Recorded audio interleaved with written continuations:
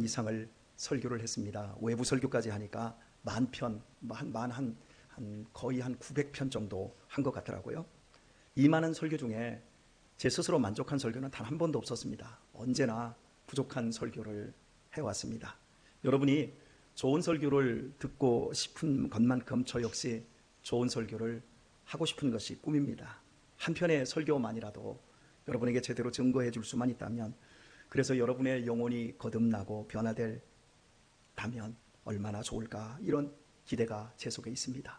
여러분들도 마찬가지로 여러분의 믿음을 완전케 해줄 설교를 원할 것입니다. 그러나 말입니다, 그런 일은 없습니다. 좋은 설교에 우리의 믿음의 문제가 있지 않기 때문입니다. 내가 좋은 설교를 아직까지 못 들었기 때문에 내 믿음이 이렇게 약하다, 그 생각하지 마십시오.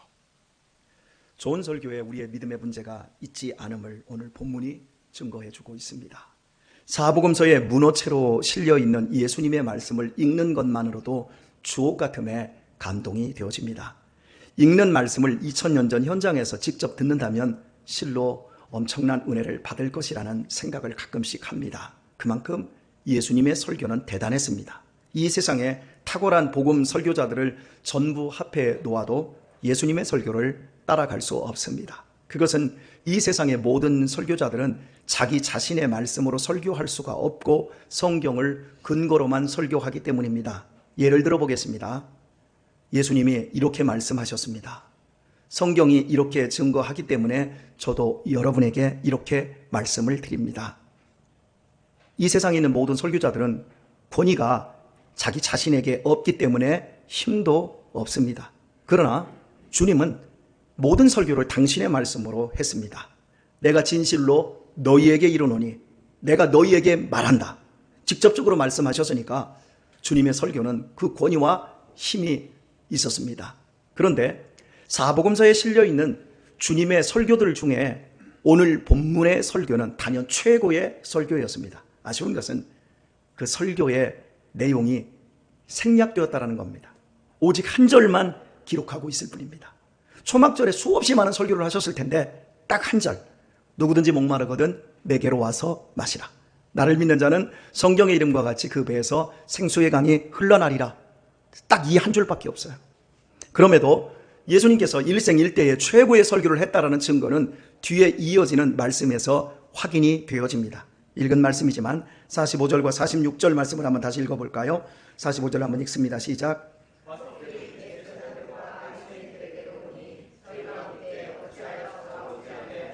계속.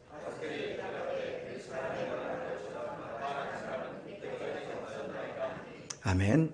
하속들은 대제사장과 서기관들의 부하들, 즉 치안경찰들이었습니다. 예수님을 체포하러 갔다가 도리어 그들의 영혼이 능력 있는 설교에 잡혀버려 빈손으로 돌아왔습니다. 저는 이런 배경 속에서 본문의 설교를 지상 최대의 설교라고 이름을 붙였습니다. 이렇듯 주님의 설교는 영혼을 휘어잡는 위력이 있었습니다.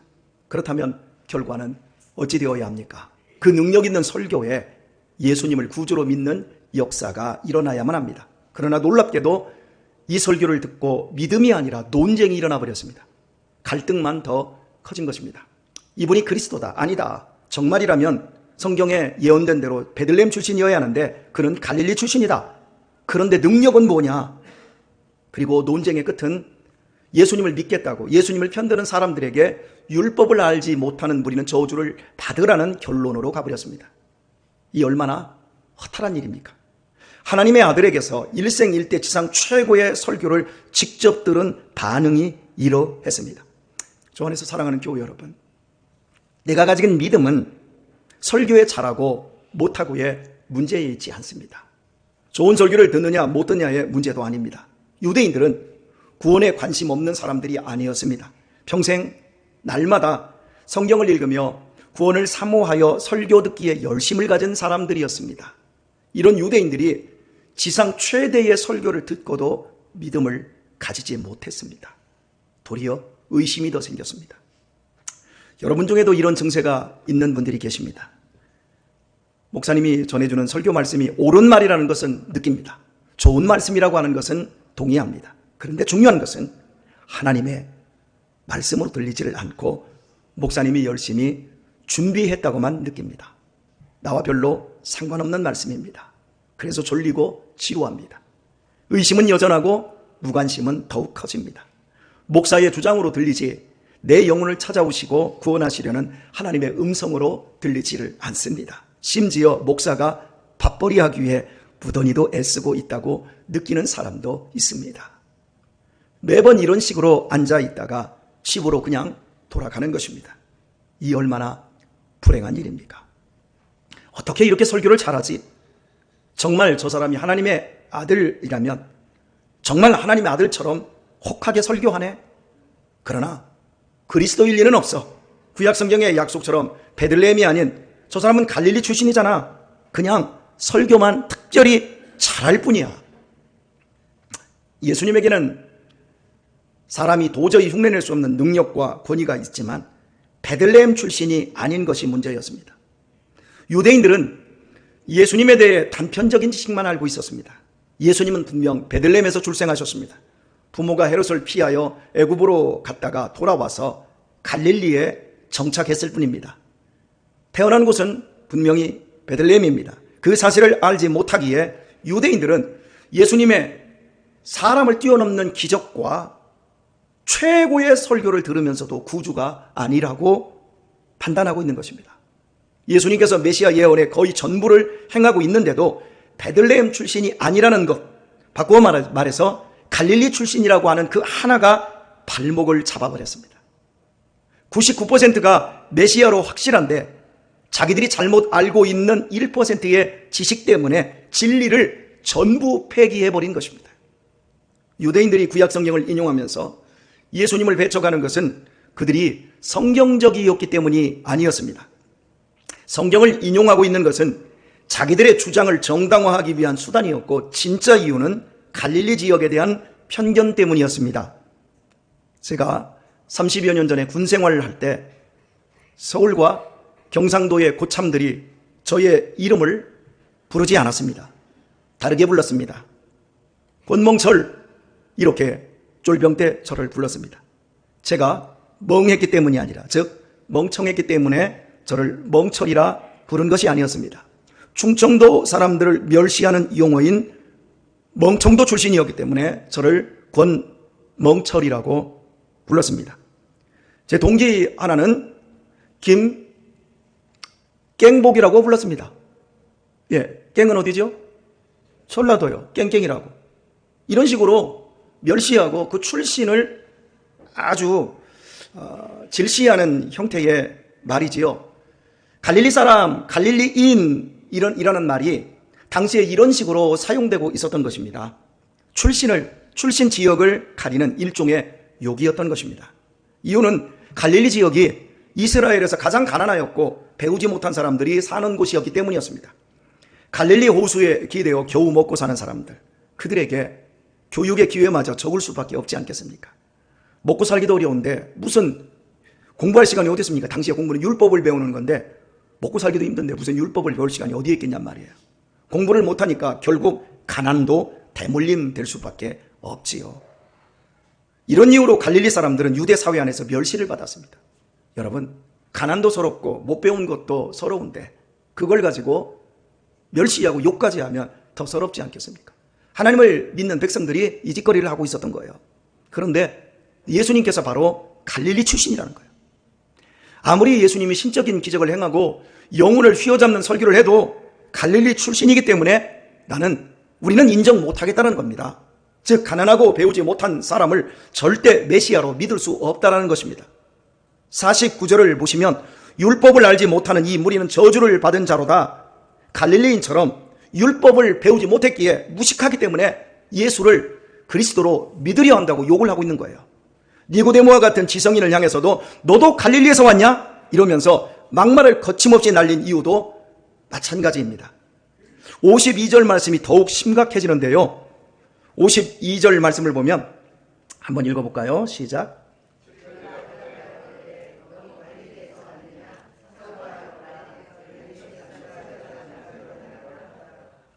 예, 구약 성경이 갈릴리에서는 선지자가 나지 못한다고 예언되어 있는 것 한번 생각해 보라는 거예요. 그러나 이 말은 유대인들이 지어낸 거짓말입니다.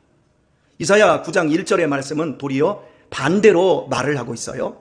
한번 비춰주시고, 전에 고통하던 자에게는 흑암이 없으리로다. 옛적에는 여호와께서 스불론 땅과 납달리 땅으로 멸시를 당케 하셨더니 후에는 해변길과 요단 저편 이방의 갈릴리를 영화롭게 하셨느니라. 중략하겠습니다. 이는 한 아기가 우리에게서 낳고, 어디서 나요? 갈릴리에서 난대요. 한 아기가 한 아들을 우리에게 주신 바 되었는데 그 어깨에는 정사를 메었고 그 이름은 기묘자라, 모사라, 전능하신 하나님이라, 영존하시는 아버지라, 평강의 왕이라 할 것이니라. 선지자가 나지 못한다고 한 것이 아니라 도리어 갈릴리에서 메시아가, 하나님의 아들이, 하나님이 오실 것을 정확하게 예언하고 있습니다. 그리고 선지자도 그렇습니다. 요나 선지자는 확실히 갈릴리 출신입니다. 그리고요, 선지자 중에 기적의 선지자 두 사람이 있어요. 엘리야와 엘리사. 이 사람들도 갈릴리 출신으로 추측을 합니다. 그런데 왜 유대인들은 갈릴리에서 선지자가 안 나온다고 성경 말씀까지 뒤틀어서 거짓말을 하고 있을까요? 모두 돈 때문입니다.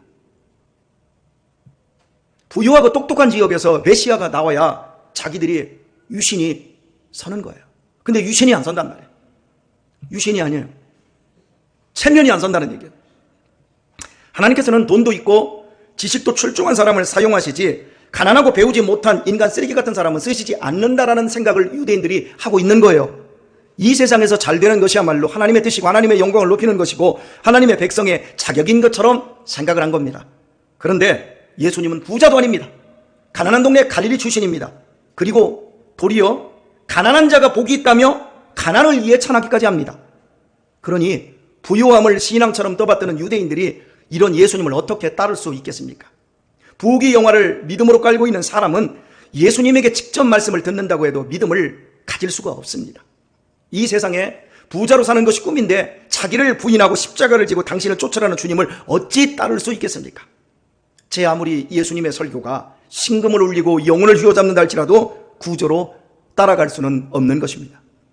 가난한 것이 자랑 아닙니다. 배우지 못한 것이 자랑도 아닙니다. 분명 고통스러운 일이지만 그렇다고 가난하고 못 배운 것이 부끄러운 것은 아닙니다. 가난할 수도 있고 부자일 수도 있습니다. 노력했는데도 가난을 면하지 못하고 배움을 이어가지 못하는 경우도 생길 수 있습니다. 많이 배울 수도 있고 적게 배울 수도 있습니다. 그것은 단지 하나님께서 맡겨주신 것에 불과합니다.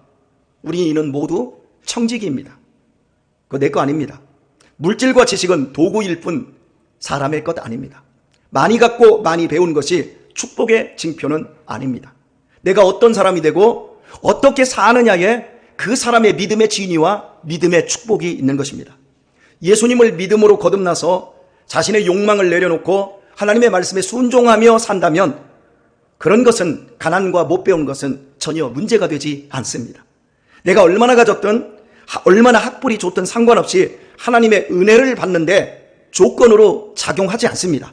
오직 하나님 앞에서 은혜를 입고자 하는 가난한 마음만이 우리의 믿음을 가지는데, 참된 믿음을 가지는데 절대적으로 필요할 뿐입니다. 동네 병원에서 어느 날 암으로 의심받고 대학병원에서 검사를 마친 사람이 결과를 듣기 위해 가족과 함께 의사 앞에 앉았습니다. 그런데 의사가 주식과 부동산으로 돈 버는 이야기와 커피와 또 맛집 이야기만 계속해서 하는 겁니다. 그러면 어떻게 할까요? 당장 집어치우라고 항의하지 않겠습니까? 왜냐하면 지금 나는 죽느냐 사느냐는 결정적인 기로에 서 있기 때문입니다. 본인과 가족은 지금 사활이 걸린 가장 중요한 이야기를 듣고 싶은 것입니다. 암인지 암이 아닌지, 암이라고 하면 몇 개인지, 살지 죽을지 지금 그 얘기를 듣고 싶은 거예요.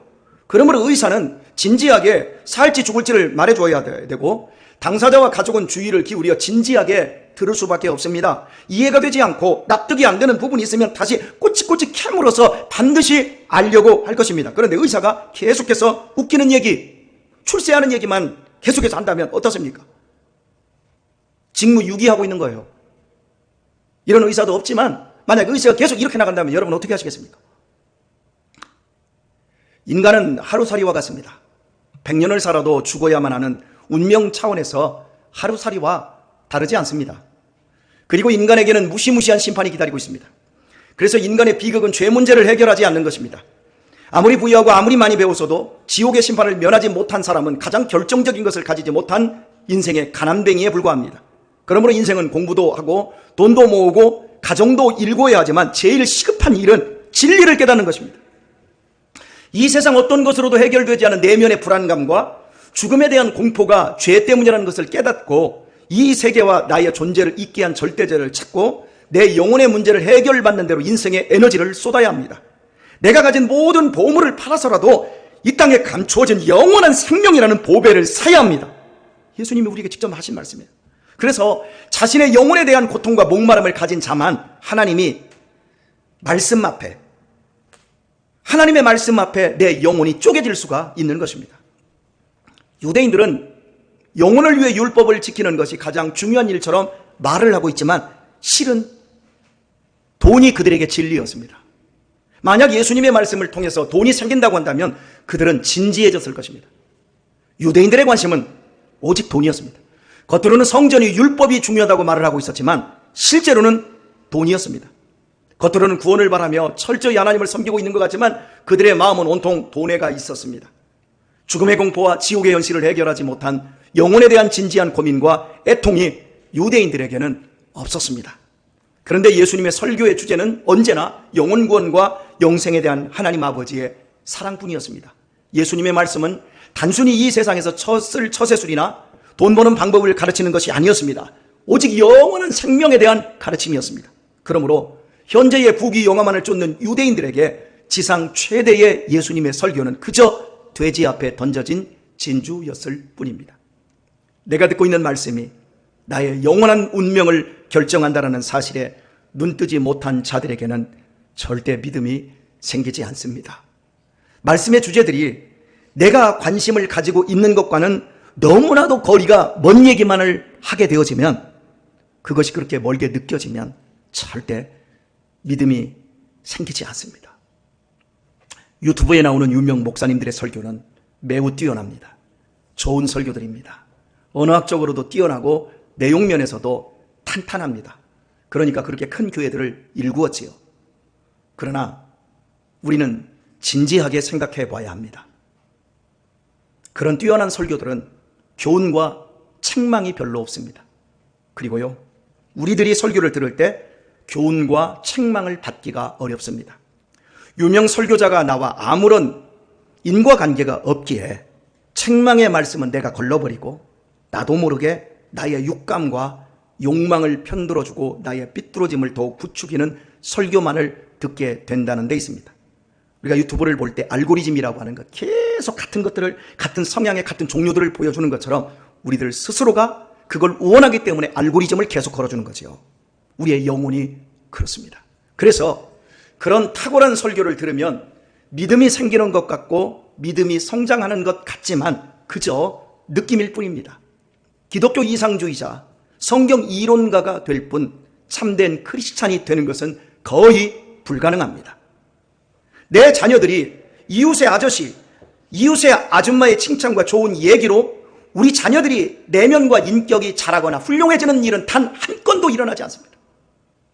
오직 부모님의 안전한 사랑, 책임지는 사랑 안에서 교훈과 꾸지람과 엄한 책망에 의해 속이 깊어지고 사람이 훌륭해집니다. 내가 듣고 싶은 좋은 소리만 취사 선택하여 듣는 일은 마치 음식에 설탕만을 고집하는 것과 같습니다. 내가 듣고 싶지 않은 책망을 받으면서 갈등과 고통을 이겨낼 때만 사람이 더 훌륭해집니다. 내 마음대로, 내 소견에 오른 대로 듣고 내 마음대로 그냥 사는 사람이 훌륭해지거나 훌륭해지는 인생은 없습니다. 설교는 우리의 영혼의 상태를 바꾸는 일입니다. 절대 달달한 설탕가루로 되지 않습니다. 유튜브의 유명 목사님들은 내 영혼을 위해 기도하지 않으며 아파하며 고민하지 않습니다.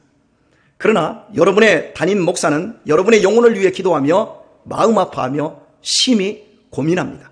왜냐하면 하나님께서 여러분의 영혼의 운명과 행복을 목사의 설교와 삶에 맡겼음을 알기 때문입니다. 그래서 그 무게감과 긴장감 때문에 아우성을 칩니다. 제발 영혼의 눈을 뜨고 정신을 차리라고 소리를 칩니다. 영혼의 때를 준비하라고 고함을 칩니다. 마치 여러분들이 여러분의 자녀에게 하는 것처럼 사람들이 그럽니다. 우리 유신이를 보면서 어떻게 얘를 이렇게 잘 키웠어요? 그러면 제가 씩 웃으면서 아무렇지도 않게 그럽니다. 주어 패서 그래요.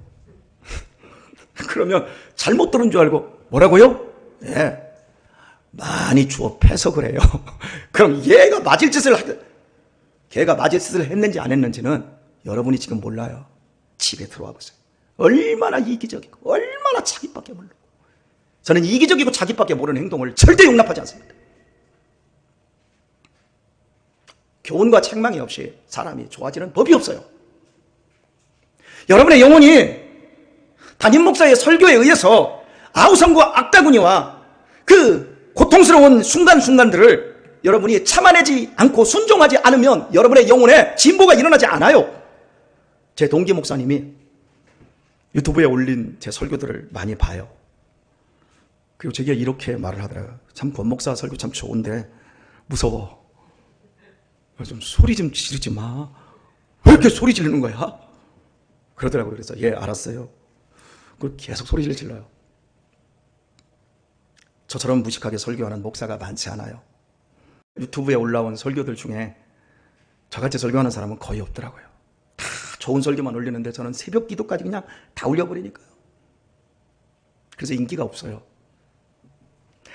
인격적으로, 교양적으로 저는 형편없는 설교자가 맞습니다. 설교학적으로 빵점입니다. 이제 죽을 날이 얼마 안 남았으니 맨날 정신 차리라고 매시간 그렇게 역설을 합니다. 예수님은 지상 최대의 좋은 설교를 하셨는데 저는 매 새벽마다 지상 최대의 못난 설교를 하고 있습니다. 저는 내 자신을 잘 압니다.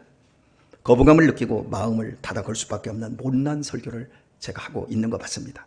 이런 식으로 지난 20년 5개월 동안 9,600편 이상을 해왔습니다. 그런데 말입니다. 이런 저의 투박한 설교를 여러분이 듣고 있고 또한 은혜를 받고 있습니다. 기적이에요, 기적. 우리 교회 딱 한 번 와서 제 설교를 듣고 나서 아주 막 질려버려서 가신 분도 계세요. 그런데 여러분은 지금 우리 김동철 장로님이 20년 동안 듣고 계세요. 거의 9,600편 다 들었어요. 아마 징글징글할 거예요. 진리가 아니라 질려버릴 것 같아요. 그죠? 근데 어쨌든 듣고 있다라고 하는 건 기적이에요. 더욱이요. 제 이런 설교를 듣고 예수님을 구주로 영접한 사람들이 있고요. 믿음의 새로운 지평을 연 사람들이 있고요. 어떤 사람들은 가정에서 새로워졌고요. 목사님 조금만 더 일찍 만났더라도 더 좋았을 것 같아요. 그러면서 아쉬워하는 분도 계세요. 어떻게 된 것입니까? 제 부족하고 못난 설교에 성령님이 역사하신 것입니다. 여러분의 심령 속에서도 성령님이 역사해 주신 것입니다. 근본적으로 하나님께서 여러분을 선택하셔서 당신의 자녀로 불러주신 증거가 바로 지상 최대의 못난 설교에도 지금 여러분이 이 자리에 앉아 있다는 거예요. 감사하십시다. 여러분은 지상 최대의 못난 설교를 통해서 지상 최대의 복인 하나님의 은총을 입은 행운아들입니다. 아멘 하셨는데 정말 진지하게 아멘 하신 건 맞습니까? 이것은 우리의 운명을 결정하는 중요한 문제이기 때문에 제가 다시 한번 점검합니다. 아직까지 유대인처럼 돈에 대한 욕심이 그대로 있지 않습니까? 그래서 믿는다 그러지만 여기 지금 11조도 못 내시는 분들이 여러 분 계세요. 그럼에도 돈을 내가 이렇게 사랑하고 하나님을 믿는다 하지만 돈에 의해서 내가 이렇게 힘들어하고 돈에 끌려다니는데 그럼에도 내가 어떻게 영원한 생명에 눈을 뜨게 된 것입니까? 영혼에 대한 관심이 없고 천국과 지옥 얘기가 동화 같기만 한데 내가 어떻게 예수님을 믿겠다고 여기에 지금 있냔 말이에요. 지상 최대의 좋은 설교를 통해서도 믿음이 안 생기는데 지상 최대의 못난 설교를 듣고 어떻게 내가 믿음을 가지고 있느냔 말이에요. 은혜입니다, 은혜. 하나님의 조건 없는 선택과 불가항력적인 은혜를 내가 지금 입은 거예요. 그래서 제가 여러분에게 권면드립니다. 얼떨결에 예수님을 믿었지만 이제 우리 남은 생애만큼은 정신 바짝 차리고 하나님의 말씀 앞에서 진지해지도록 하십시다. 나같이 욕심 많고 무지한 죄인에게 은혜로 주신 믿음을 귀하게 여기며 믿음 생활 신실하게 해서 부끄러운 자리에서 믿음을 시작을 했지만 우리의 죽는 자리만큼은 하나님이 내가 너를 구원하기를 정말 잘하였다 라는 자랑스러운 자리로 만들어 갈 수 있기를 바랍니다. 오늘의 말씀을 맺도록 합니다. 나 같은 천박한 죄인을 위해 죽어주시고 나같이 무지한 자를, 하나님에 대해서 관심이 없던 그런 멍청한 나를 멸망의 죄에서 구원해 주시고 하늘의 신령한 은혜와 영원한 생명을 주셨는데 어떻게 유대인들처럼 멸망하는 짐승처럼 살 수 있겠습니까? 더 따뜻한 사람이 되십시다. 더 관용하고 더 낮추는 사람이 되십시다. 더 신실하고 더 화평한 사람이 되도록 하십시다. 그것이 하나님의 은혜가 머물러 있게 하는 비결인 동시에 우리의 평생을 날마다 축제로 만들어가는 지름길입니다. 이렇게 우리의 남은 생애를 복되게 믿음으로 열매 맺어가는 성도님들 되시기를 예수님의 이름으로 축원드립니다.